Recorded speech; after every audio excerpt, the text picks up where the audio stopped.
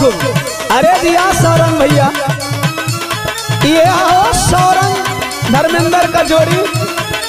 क्या बात है राज भाई, आपके भी रिकॉर्डिंग का कोई जवाब नहीं। ओहो हो।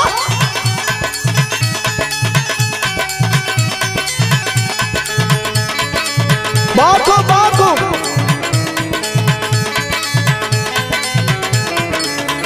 हम कुंवारे में गलती तो कैले बानी, हम कुंवारे में गलती तो कैले बानी, बाकी एक बेरी हो, बाकी एक बेरी गंगा नहैले बानी।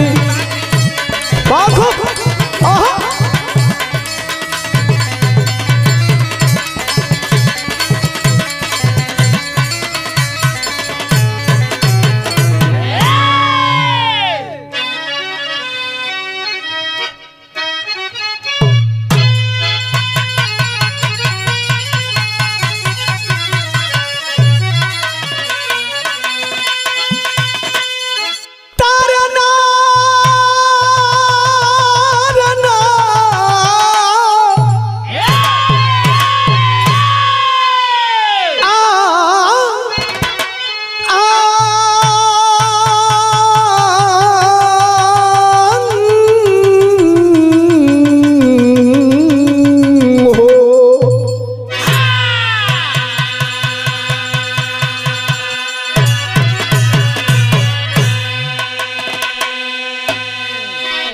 अच्छा बाबूजी, हम भोजपुरी लोकगीत बिरहा गायक ओम प्रकाश दीवाना पुनः वही टीम के साथ रहुआ लोगन का हाथ जोड़ के प्रणाम करत बानी।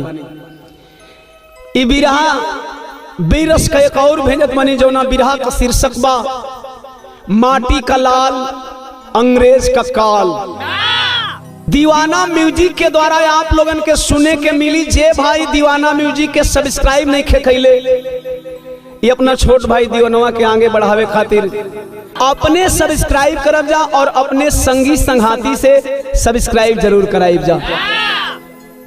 बिरहा में एगो वीर खातिर कवि जी 4 लाइन भूमिका में भाव लिखत हम जीतन।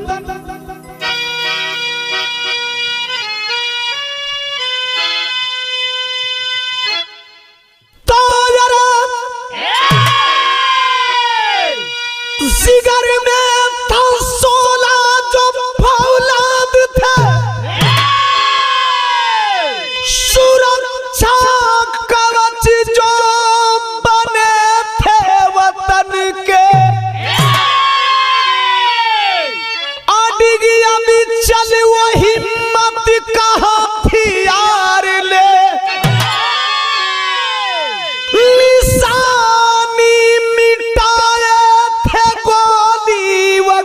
के शिलालेख चाहे तोरण द्वार हो, मान सम्मान है उनका करता जमाना। अरे इतिहास जिनका लहू में डूबा, कोई पंजा मिलाया नरण में दीवाना।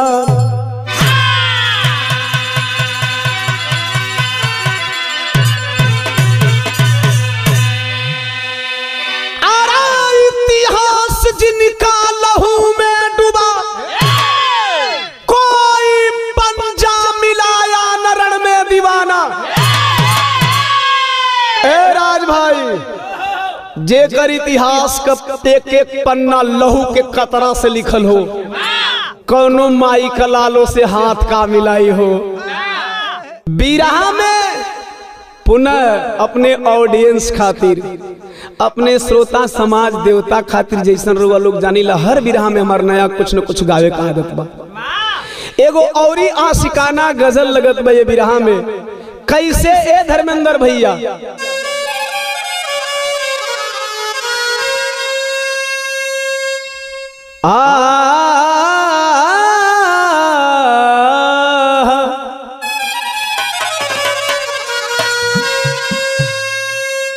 कौनो प्यार का पुजारी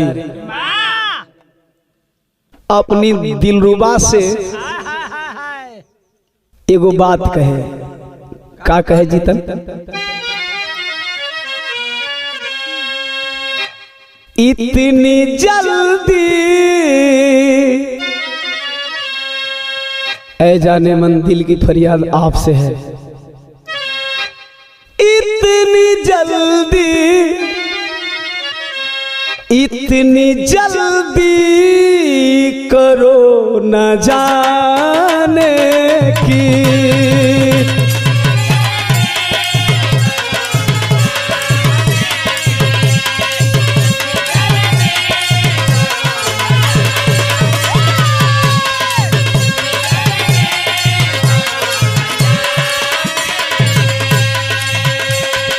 इतनी जल्दी करो न जाने की,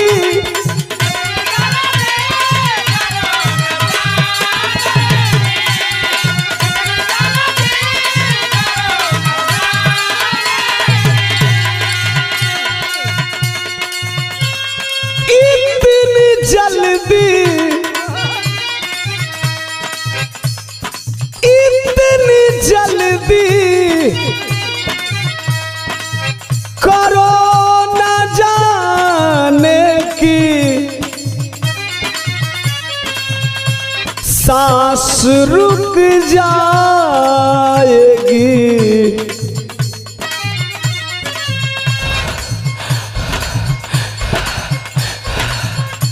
सांस रुक जाएगी दीवाने की,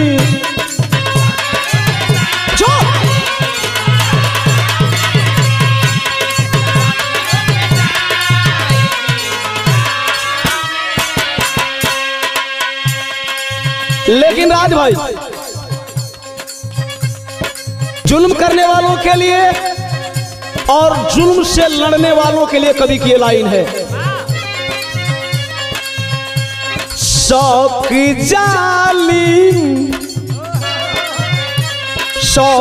जालिम को आज माने की, बहुत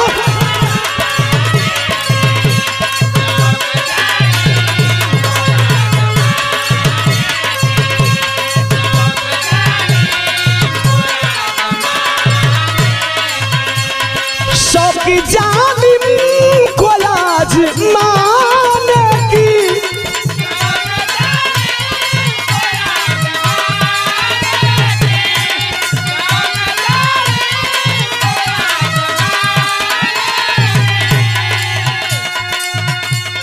शौक जालिम, शौक जालिम को आज माने की, लेकिन वतन के दीवानों की मैं बात कर रहा हूं, मौत गहना, मौत गहना वतन दीवाने की, मौत गहना वतन दीवाने की,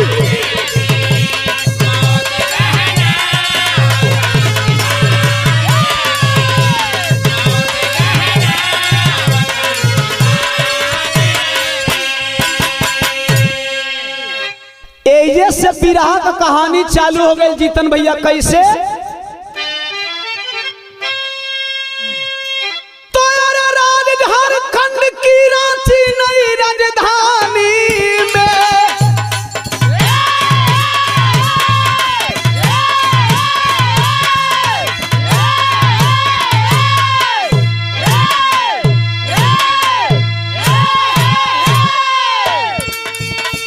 मगर थे श्याम का के फूस की पलानी में भारिया शांति अपनी सुंदर दुलारी थी। एक बेटा व एक बेटी की मतारी थी। बेटा 2 साल का, बेटी उम्र 1 माह रहा। शांति श्याम में मोहब्बत में पनाह रहा। रोज ही शांति पति ऊपर बरसती थी। बेटा बेटी के नामकरण को तरसती थी। एक दिन श्याम मेला घर को आया है। एक दिन श्याम मेला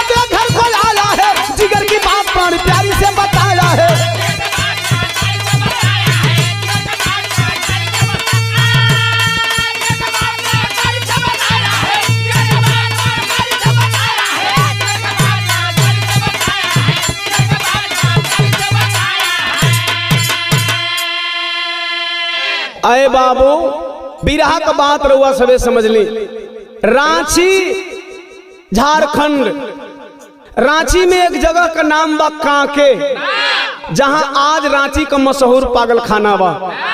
वही कांके का रहे वाला श्याम मुंडा, दुल्हन का नाम शांति देवी। भगवान 2 औलाद दिले बड़न, एक बेटा एक बिटिया। बेटवा को उम्र 2 साल और बिटिया को उम्र 1 महीना। रोज रोज शांति और श्याम मुंडा में नामकरण के लेके झगड़ा हो। ए बाबू एक दिनवा शारदीय नवरात्र में नवमी के दिना श्याम मुंडा मेला देखे गईलन। अब मेलावा देख के जब घरवा अइलन रतिया में, तो अपनी दुल्हन शांति के कहलन कि ए रानी लियावा न दोनों बचवा बचियन का नमवा रख दी। आग बबूला हो गई दुल्हन, तोहे रतिया कसाइत मिलल है। बिहने विजयादशमी बा, रावण मराई, नाम रख दिया। दुल्हा कलश नहीं रहे, यही मेरा नाम रखो। कलश कौना ताव में आइलो कि यही मेरा नाम रखबो। श्याम मुंडा बतावे। तरल धर्मेंद्र भाई रउआ लाख लगता।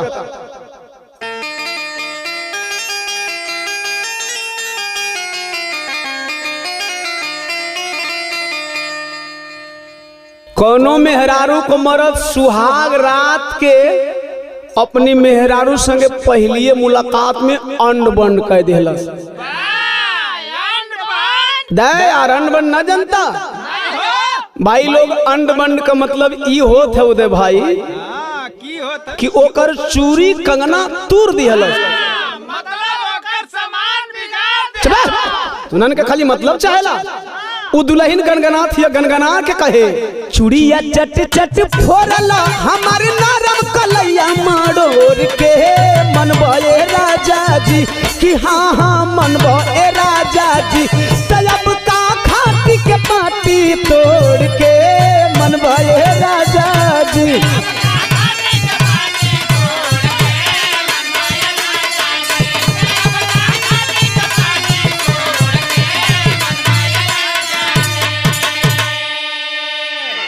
लेकिन तो श्याम मुंडा अपनी दुल्हन से बतावे कि रानी सुन, आज रतिया का बचवा बचियन का नाम रखल जरूरी काहे बा। का बतावे कहे कैले बटलर पाजी न दानी, अरे बहिन के रखलस दाव पर सुनाए रनिया कि नाम अरे तारला हमारा घाव पर सुनाए रनिया। ए रानी आज खड़वा पर एगो अंग्रेज ताव देत रहे रे, जाके हथवा मिला लेनी। जब हथवा मिलौली जे वही के पटकल चहली, एगो बहिन ताव पर लग गई। कहलस बहिन, कौन बहिन, का नाम रहा? कहलस किरण यादव। कहलस दुल्हिया की अच्छा तो दाव कैसन रहा? तो श्याम मुंडा बतावे कि अरे जे पटकाई वो से पाई रिहाई, अब बनी जाई बंदी जे आकाशवा देखाई।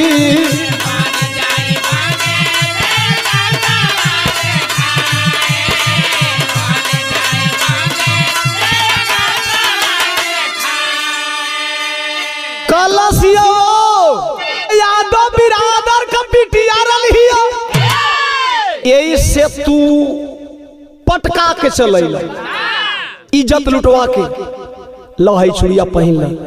क्लच चुपे चुप पागल, कौन तुमसे कह दिया रे? हमने मोहलत मांग करके आया है। बिरादरी जान के वो बहनिया के संकट में डाल के ना आयल है। काल जाई, काल जाई तो जानत ही का करब, कहे का करब तो बतावे। अरे बची न पानी बनब तूफानी, वतन के अपना नाम पर सुना ये रानिया, कहाँ हाँ सुना ये रानिया। अरे नाम कतरला हमारा घाव पर सुनाए रनिया। जो बहुत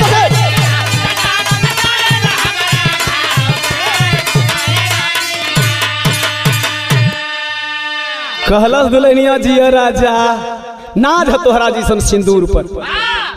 कहे तब बचवा बचियन के लेके आओ नमवा रखी।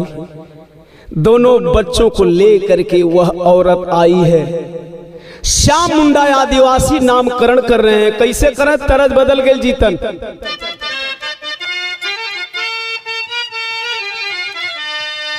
गीतिया बड़ी पुरान बा कि प्रभु आप बसे वृंदावन में,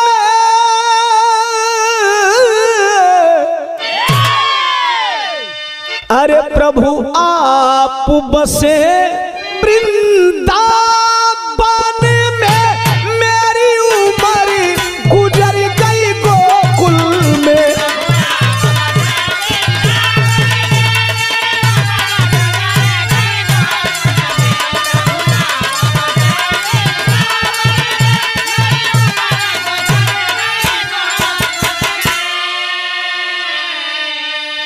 शांति खाना बनाने के लिए चूल्हा जलाई है। आया है वही चूल्हा में लोहा का रड लाल कैलन है श्याम मुंडा। अब बचवा को वही लोहवा ले नाम लिखत हन। कैसे कि कर लाल सलाख अरे बघेला तब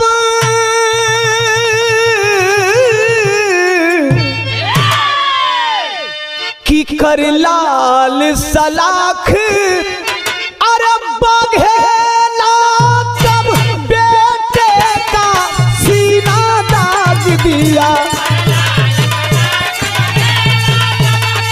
चढ़ गए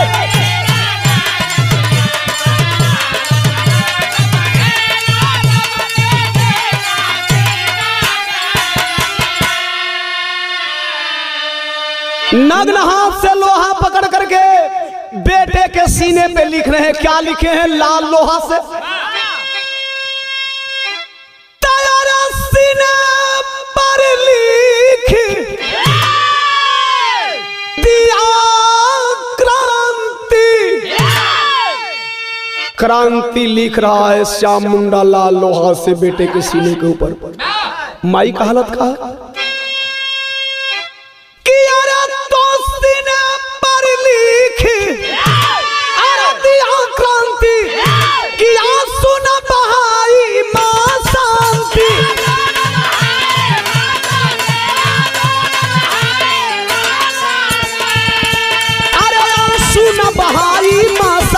वापस नहीं आऊंगा रानी, वापस नहीं आऊंगा रानी रे बेटा बेटी को त्याग दिया।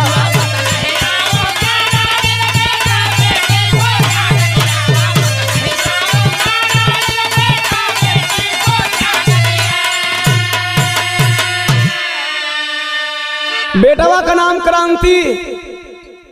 एक महीना का बिटिया है। श्याम मुंडा कलहन की देख एकर नाम रेखा रही। अब हमें ही राती जाई। दुल्हनिया शांति के शौक हो गए कहीं धोखा देवे ना जातो हमें। रतिया का श्याम मुंडा चलन सुबहवा भइले दुल्हनिया शांति अपना दोनों बचवन के पीठ पर बांध ले चलल है। आप लोग देखले हुई बा भट्ठा पर रांची साइड का लेबर मजदूर वर्ग का मेहरारू मर्द आवेलन तो उ अपनी बचवा बच्चन के औरतिया पिठिया पर बांध के काम करेंगे। वही तर बांध के वो आदिवासी चलल बे सवेरवा। जब चलल श्याम मुंडा पहुंचलन अखाड़े पर हाथ मिलौलन दोबारा अंग्रेज से विजयादशमी के दिना। लोगन का भीड़ हो गई। भीड़िया का पिछवा बैठल मनावत हिया, हे दुनिया का मालिक हमारा सैया के विजेता बना दिया, भले सैया हमार बंदी बन जइहन। वो बहनिया का इज्जत बच जाए के चाहिए। आया है भयल का मास्टर तरत बदल गई।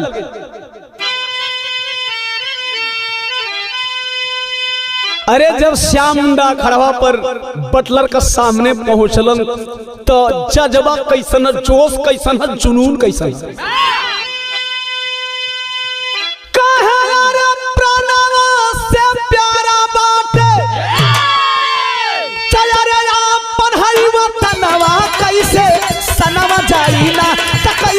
सनवा जाइना तगरजा नाहर पहलवानवा कैसे सनवा जाइना।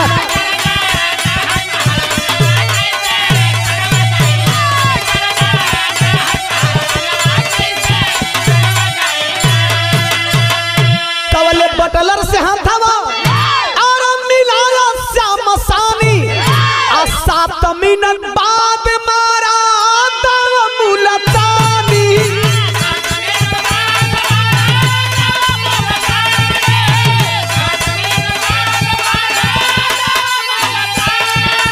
और गोरा फिरंगिया के तो गोरा फिरंगिया के कैले बासी तनवर कैसे सनवा जाइना त कैसे सनवा जाइना त कैले बंदी बेईमानवा कैसे सनवा जाइना।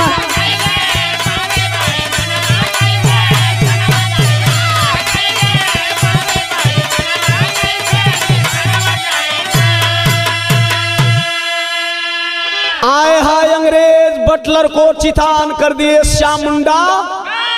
आदेश दिया बंदी बना लिया गया श्याम मुंडा को। वह बेटी वह देश की बहन वह देश की आबरू किरण बच गई। जे वही गिरफ्तार श्याम मुंडा हुए। ए पंचों को कहावत कहल गईल बा जेकर लाठी होकर। आज भी भारत में वैसे ही होता। बिटिया लुटात है बिटिया का माई बाबू बिलख बिलख मर जात हवन। बिटिया के न्याय ना मिलत है बल्कि लुटेरा सरेआम घूमत हुए। देश के गरम दल के क्रांतिकारी सपूतों को जब पता चला कि देश का एक क्रांतिकारी सपूत गिरफ्तार हो गया है, आए हाय भैया वही मिलवा में बगावत पर उतर गईलन। मार काट चालू हो गई। भगदड़ मचल मिलवा में। जे जेहरे भागे तेहरे भागे। वही भागे में वो शांति देवी का बान्हल बचावा बचिया खुल के फेंका। बेटा क्रांति लग गया देश के दुश्मन उस अंग्रेज बटलर के हाथ। और वह बिटिया रेखा लग गई एक क्रांतिकारी सपूत मुसलमान हसरत अली के हाथ। देखें अंग्रेज ओकर नाम रखल चाहत लड़का का, लेकिन सिनेमा पर क्रांति लिखल देखलस कलस बस बस इसका नाम तो क्रांति रहेगा। लेकिन वह मुसलमान हसरत अली उस 1 माह की बेटी रेखा का नामकरण करते हैं अपने कौम के मुताबिक हीना। आय है दोनों बचवा बचियन का दूवरी रास्ता हो गई। जेके बाबू क्रांतिकारी बनावल चाहत रहलन वो अंग्रेज के हाथ लग के देश का दुश्मन बने लगल। और जौना बिटिया के शौक से दूसरे घर का मेहमान बनावत वो बिटिया क्रांतिकारी के हाथे लग के क्रांतिकारी बने को गुर सीखे लगल। गौर करियन भैया, आखिर वह बुढ़िया माँ बार बार आती थी, रोज रोज आती थी अपने बच्चों को खोजने के लिए, लेकिन किसी ने उन दोनों बच्चों का अता पता तक नहीं बताया। आखिर दोनों बचवा करत का हवन तेरी में भाव बा।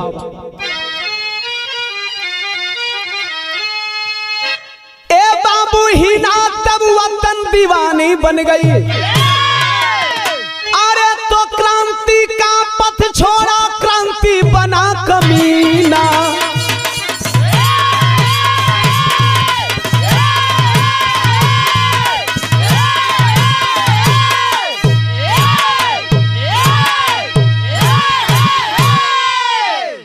बुढ़िया शांति दर दर भटके।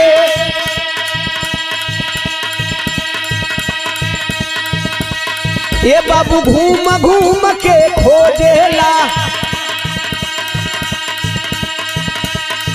अरे मिलना पाए कली सुमन तब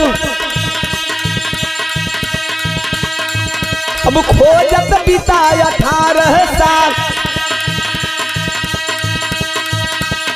यहाँ क्रांति भारती हुआ था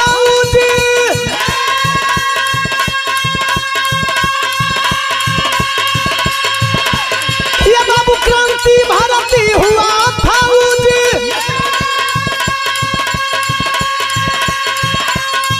अरे अंग्रेजों का बन गया था। अरे क्रांतिकारी बन के हीना क्रांतिकारी बन के हीना अंग्रेजों का बन गई काल। बोलो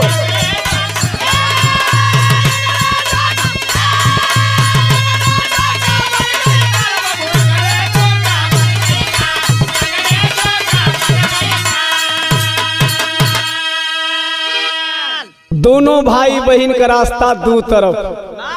एक दिनवा बुढ़िया माई लाचार हो गई जब दोनों बचवा बचिया नाम मिलन। रांची छोड़ करके हटिया पहुंचती है। एक पहाड़ी के नीचे झोपड़ी लगा करके देशभक्ति राग अलापने लगी।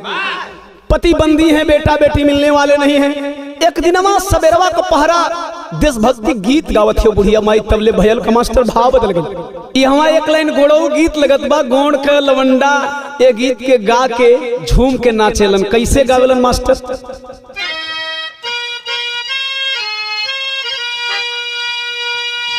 गई है कि गाना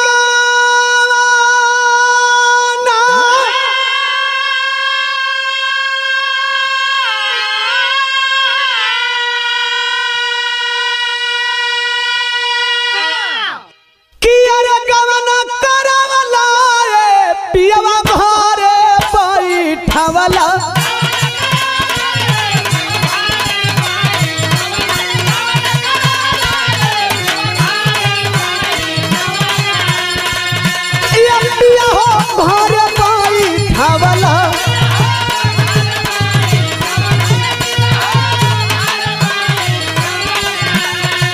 अपने बसेला बल मुझी पूर्वी हो पानी जिया।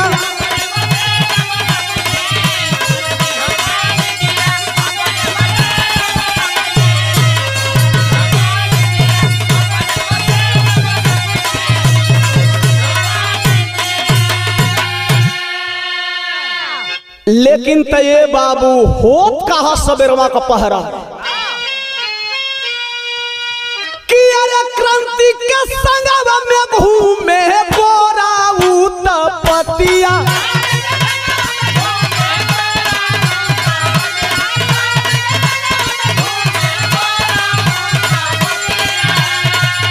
ये बाबू गोरा उतपतिया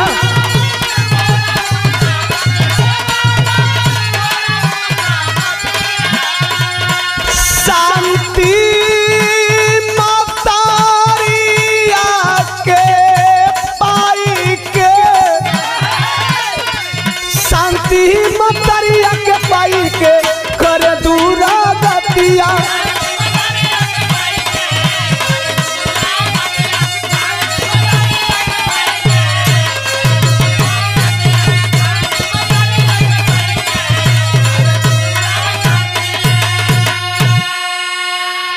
क्रांति के साथ में 5 अंग्रेजी सिपाही आए और बुढ़िया मतारी को खींच करके झोपड़ी से बाहर कर दिए। बारवा पकड़ के क्रांति घिसिरावत मारे लगल। अपन बेटा में अपना माई पर कोड़ा बरसावे लगल। जब 50 कोड़ा बरसाया है वह बुढ़िया आवाज लगाई है, बेटा तू मुझे मार ले लेकिन बहुत जोर से प्यास लगी है, मुझे पानी पिला दे लाल। इसके बाद माँ, एक माँ अपने बेटे से फरियाद कर रही है। न माँ को पता है कि सामने वाला बेटा है, नहीं बेटे को पता है कि मैं जिसे मार रहा हूँ वो मेरी माँ है। कलश है बुढ़िया, अगर तुम्हें पानी पीने का शौक है ना, एक बार मेरे साहब बटलर का जय जयकार कर दे, तुम्हें पानी के 56 प्रकार का भोग लगवा दूंगा। बुढ़िया लड़के, अगर उस पापी का नाम लिया ना तो खींच करके जुबान हलक से बाहर कर दूंगी। कलश हो तो तुम्हें बटलर का नाम लेने में एलर्जी है तो फिर कोड़ा खा। माँ को मारता रहा, माँ बेहोश हो गई। बेहोश बूढ़ी माँ के ऊपर कोड़ा बरसा रहा है।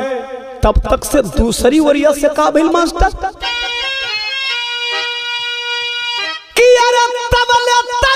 हो ही ना ले के संगतिया।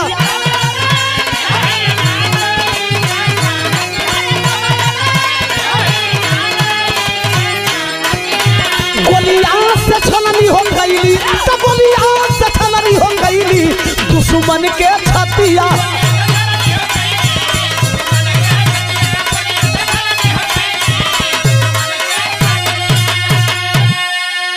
अरे बाबू, दूसरी तरफ से क्रांतिकारियों की टोली लेकर के आज की ही ना कल की रेखा पहुंची है, लाल टोपी वालों को देख करके तर तर तर तर गोली बरसाने लगी।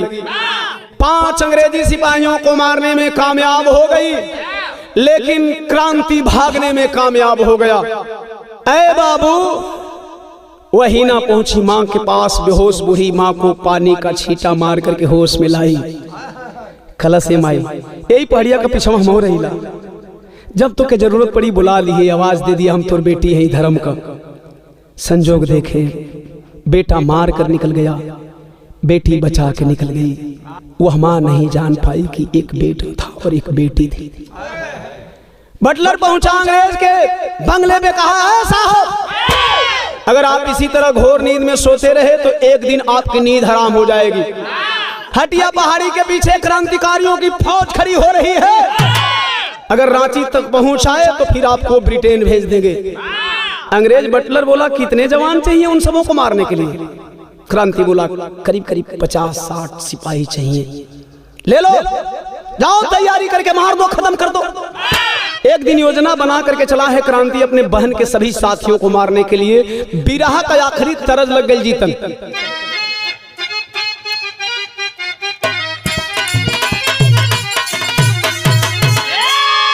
गीतिया हुए बाकी अरे बारी उमर कमर लचकनिया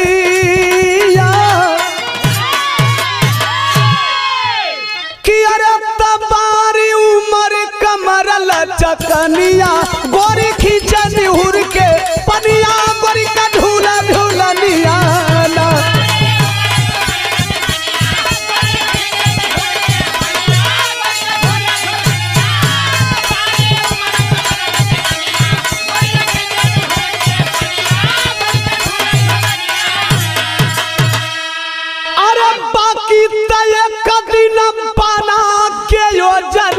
क्रांति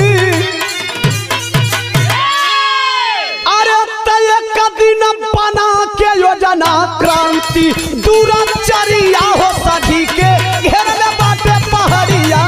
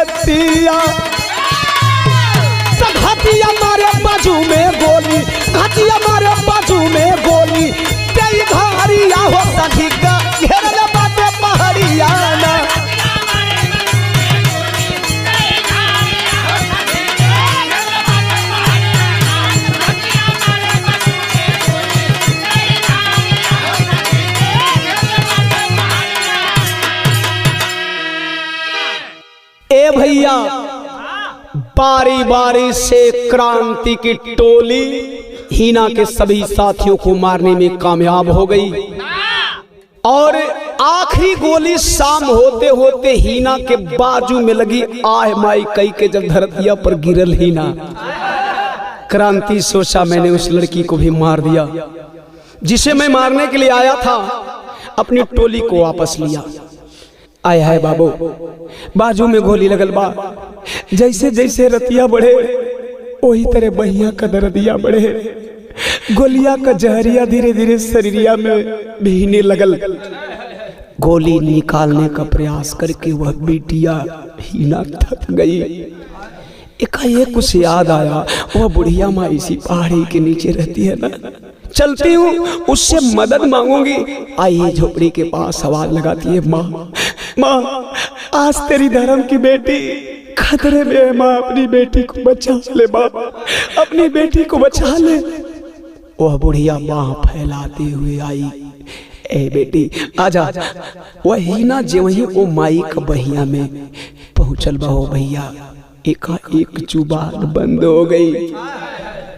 वह माँ पानी का बूटा मार करके होश में लाती है। वही ना रो करके बोली, माँ मुझे गोली लगी है, गोली निकाल दे बाप। वह बूढ़ी माँ गोली निकालती है, चीख पड़ी ना माँ माँ। वह बूढ़ी माँ बोली, एक बात बोलूं बेटी, जब तुम माँ कर रही है ना, जब तुम माँ कर रही है तो लग रहा है कि मेरी बेटी मुझे आवाज दे रही है। लाचार ही ना कहती है माँ, सच तो यह है कि जब तू मुझे माँ कह रही है ना, जब तू मुझे माँ कह रही है तो लग रहा है कि मेरी माँ मुझे बुला रही है। खैर छोड़ माँ, मरहम पट्टी कर दे। वो बुढ़िया मरहम पट्टी करने चली है। हई पखुरवा का कपड़वा तनिका दिक्कत कर था, माई चकुइया से फाड़ देलस। मरहम पट्टी करने के दौरान कंधे पे एक निशान देखी, चंद्रमा आकार के तिल का। अरे बड़ी बुढ़िया माँ करे पगली, तू अपना नाम बदल करके अंग्रेजों से लोहा ले रही है रे। मैं तेरी माँ हूँ, तेरा पूरा खानदान क्रांतिकारी है। क्यों झूठ बोली थी? मेरी रेखा है, हीना नहीं है। कलश माँ मैं हीना हूँ। कलश यदि तू हीना है तो तू अपने अब्बू का नाम बता। कलश अब्बू, जो अब्बू मुझे पाल पोस करके बड़ा किए, कुछ दिन पहले मर गए। मरने से पहले हमको एक बात बता करके गए कि हे बेटा, मैं तेरा अब्बू नहीं हूँ रे। मैंने सवाल किया, अगर आप मेरे अब्बू नहीं है तो मेरे माता पिता कौन है, मैं कहाँ की रहने वाली हूँ? उन्होंने कहा, बेटी मैं इतना तो नहीं जानता, लेकिन इतना जानता हूँ कि तुम्हें दुर्गा पूजा के दिन रांची के मेले से पाया था।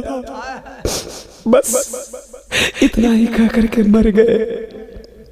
कलश अरे पगली, इसके आगे मैं बताती हूँ कि तू रांची के मेले में किस कदर गई, कैसे गई, क्यों गई। जब पीछे का फूल बतिया वो माई अपना बिटिया हीना से बतौलस। कलश माई बाबू यही रांची में बंदी बड़न, वो अंग्रेज बंदी बना के रख ले बा कहाँ रे। थोर बड़ भाई क्रांति रहल, जकरा सीना पर क्रांति लिखले रहलन, वो भी हमके नहीं मिलेला। कलश अब पट्टी मत कर, हमें जाए जाए। का कहते मास्टर? पपट में भावा।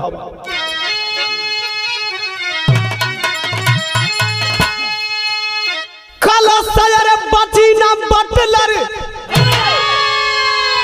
की पापी नीची कमीना ही ना गर जलवा। अरे हो तभी हाने छलनी कई जब सीना ही ना गर जलवा।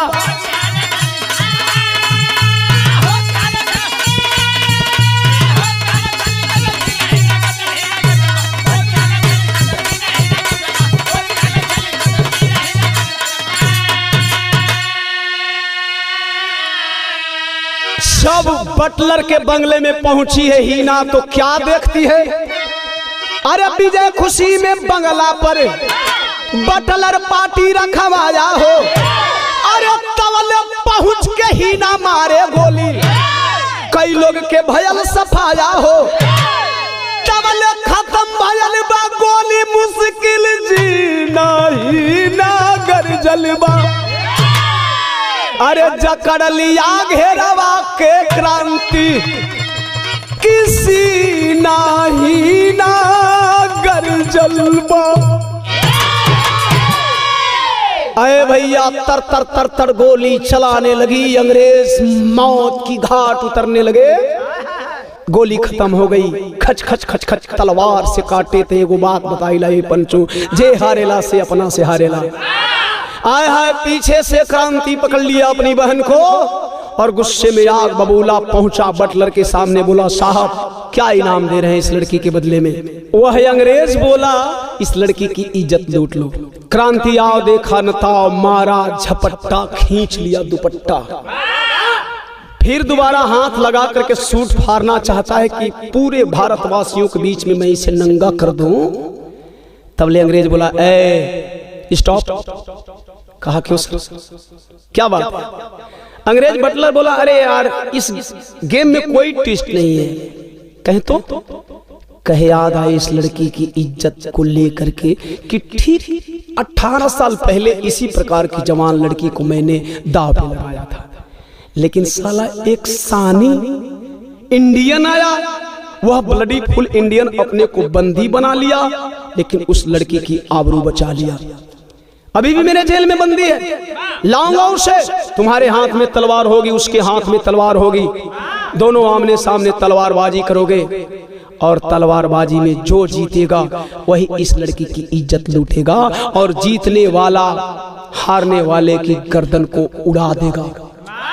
कलश अरे साहब ऐसा खेल खेले में तो मजा आवेला, हिना के मालूम है कि वो कोई और नहीं है, हमार बाबू हवन, कम से कम सही बहाने ये बिटिया अपना बाबू के तो देखी। लाया गया श्याम मुंडा को सामने, बाप बेटा जब सामने हुए, कवि जी आल्हा में भाव लिखा था जीतन,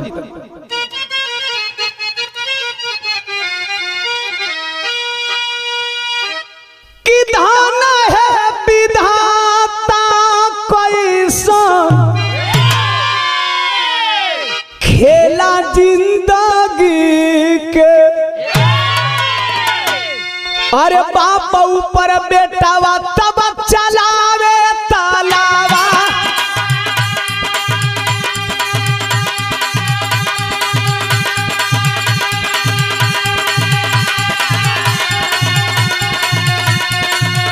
अरे बाप ऊपर बेटावा चलावे तालावा,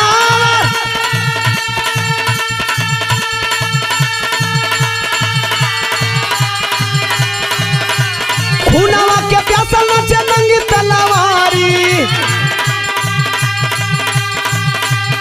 ये बाबू खूनावा के प्यासा नाचे नंगी तलवारी, अरे सोते क्रांति ले ही गरदन बाबूता, कबला श्याम मारे छूटल क्रांति तलवारी,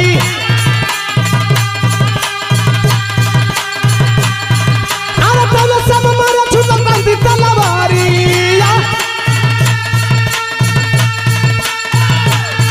अरे फेंक तलवार श्याम करे ललाका,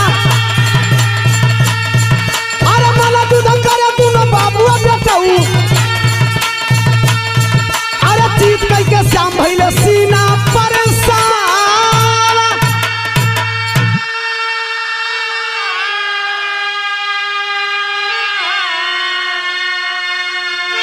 ऐ पंचों तलवारबाजी का नतीजा हुआ श्याम मुंडा ऊपर और क्रांति नीचे। शर्त के मुताबिक तलवार हाथ में उठाए हैं, गुस्सा में शरीरिया बन बन बन बन कांपत बा, एगो पैरवा छतिया पर रख के श्याम मुंडा गुस्सा में चाहे गर्दनिया काट दी, शरीरिया का कंपन से पैरवा फिसल गई, छतिया पर का लिखल जब क्रांति पढ़लन श्याम मुंडा फफक के रो पड़े, जवना अखिया से अंगार बरसत रहल, अखिया से खून का धार बरसे लगल, गनगनाए के तलवरिया हथवा का धरतिया पर गिर गई, हथवा में हथवा दे के कहलन बेटा क्रांति उड़ जा मेरे लाल, 18 साल के बाद तुम्हें देख रहा हूँ। क्रांति अवाक सवाल करता है, लाल बेटा बाप है, मैं आपका बेटा नहीं। बाबू कहलन बेटा तू मेरा बेटा नहीं है ना, तो तेरा बाप कौन है? कलश साहब का वो साहब तेरे बाप हैं? कलश नाई, सबके सुन के हमार मन करेला कबो कबो उनके पिताजी कहे का, लेकिन कहे ना दिलन, बल्कि बदले में गाली दिलन, हराम का औलाद कहेलन। नहीं रे बेटा तू हराम का औलाद नहीं है रे, शेर बाप का औलाद है, शेर है। देख तेरे सीने पे मैंने बचपन में ही क्रांति लिखा था। इतनी बतिया जब वो बहनिया सुनल सीना आवाज लगाती है, हाँ भैया, हाँ भैया आप क्रांति हो, मैं आपकी छोटी बहनी ना हुए, हमारे पिताजी है। अंग्रेजवा सुनलस, खड़ा हो गई, ताली बजा रहा है, वाह वाह। आज एक तीर से 3 निशान है, बाप भी सामने, बेटी भी सामने, बेटा भी सामने। बतियावा था तुम्हार बाबू हुआ ना, ए बाबू जौन मांगब तब दे बना। क्रांति से श्याम मुंडा बोले हाँ बेटा मांग। 2 साल के बाद मैंने तुम्हें नहीं देखा, तेरी कोई भी इच्छा पूरी मैंने नहीं की। आज मांग मेरे लाल, अपने बाप से मांग, दिल खोल के मांग, जो मांगेगा ना सो मैं दे दूंगा, बल्कि कहेगा तो तेरे लिए मैं अपनी गर्दन दे दूंगा रे। कलश नहीं बाबू, तुहार गर्दन ना चाहिए, तोहरे जैसन धर्मात्मा बाप का, देशभक्त बाप का गर्दन काट के हम कहा पाई। कहे तो मांग, क्या मांगना चाहता है? मांगत है क्रांति अपने बाप से खड़ी में भावा।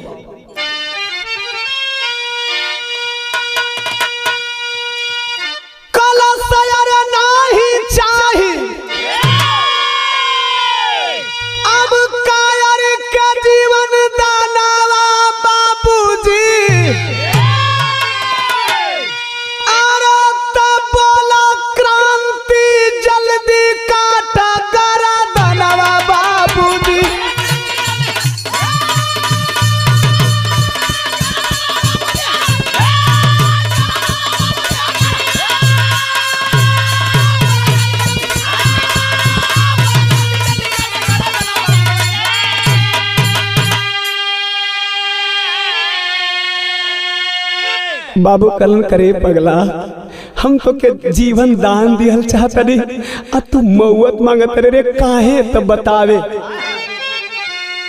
कहलस हारल रहता बाबू जाइत देसवा कपनिया, आये भैया कहाँ पे लुटी जाती बहनिया।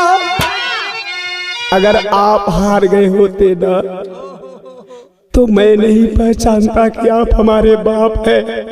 पहली गलती मैं आपकी गर्दन काट करके करता, और दूसरी गलती तब करता जब जिस हाथ से इस बहन की रक्षा करनी चाहिए, जिन हाथों से इस बहन की आबरू बचानी चाहिए, उस हाथ से अपनी बहन की इज्जत का लुटेरा बनता।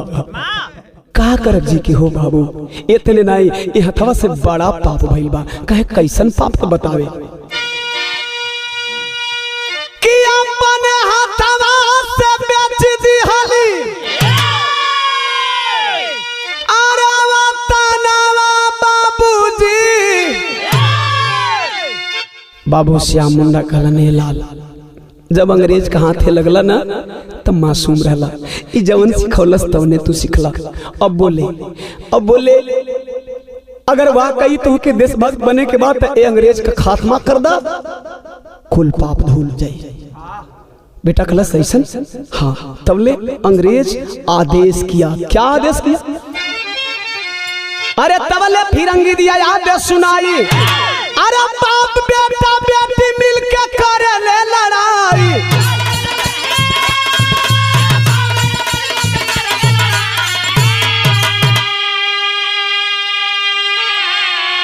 अरे तब बापी बटलर के कई दिहल बधानवा बाबूजी।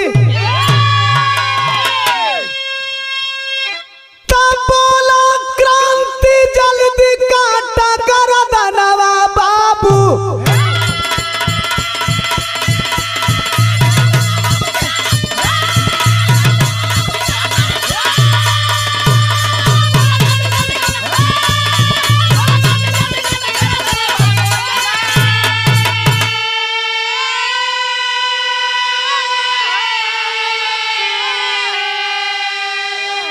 आए दोस्तों, इस विरह के माध्यम से हम संदेश देना चाहते हैं अपने ऑडियंस को कि आज सबको श्याम मुंडा बनने की जरूरत है। अगर श्याम मुंडा यह चाहे होते कि वह यादव की बेटी है, उसकी आबरू लूट जाए, हमें क्या फायदा, क्या मतलब, तो वह बेटी लूट गई होती। लेकिन कल रोज श्याम मुंडा ने एक गैर परिवार की बेटी, एक गैर बिरादर की बेटी की आबरू बचाई, तो आज ऊपर वाले ने बाप और बेटे को फरिश्ता बना करके अपनी बेटी की आबरू बचाने के लिए भेज दिया। आज देख रहे हैं आए दिन सरेआम बहन बेटियों की आबरू लूटी जा रही है। बस इस बात को लेकर के लोग मौन रहते हैं, चलो वो तो दलित परिवार की है, वो तो SC ST OBC परिवार की है, वो तो फॉरवर्ड क्लास की है। नहीं दोस्तों, इज्जत का लुटेरा लुटेरा होता है, चाहे वह किसी की बेटी लूटे। आज एक बात और मैं बता देना चाहता हूँ, हर लोग हाथ पे हाथ धरे बैठे हैं, तो ऐ दोस्तों, कटना तो हर मुर्गे को है, बस चिल्ला वही रहा है जिसकी बारी आ रही है। ऐ भारतवासियों, आजादी खून मांगती है। आप आजाद देश में भी गुलाम की जिंदगी जी रहे हो, इसलिए अभी से आप लोग को चेतना होगा। जिस दिन आप लोग जग जाओगे, जिस दिन आप लोग बेटियों के अन्याय के खिलाफ रोड पे निकल जाओगे, ओम प्रकाश दीवाना दावा करता है चाहे वह किसी भी जात का बलात्कारी हो, उस दिन से बलात्कार करना बंद कर देगा। बिरहा की आखिरी कड़ी में देश के नाम संदेश है। बुद्ध छत्रपति साहू फूले, खत्म हुआ दस्तान। कवि सुरेंद्र यादव कहते भारत मेरा महान। अरे हिना तब वतन दीवानी बन गई।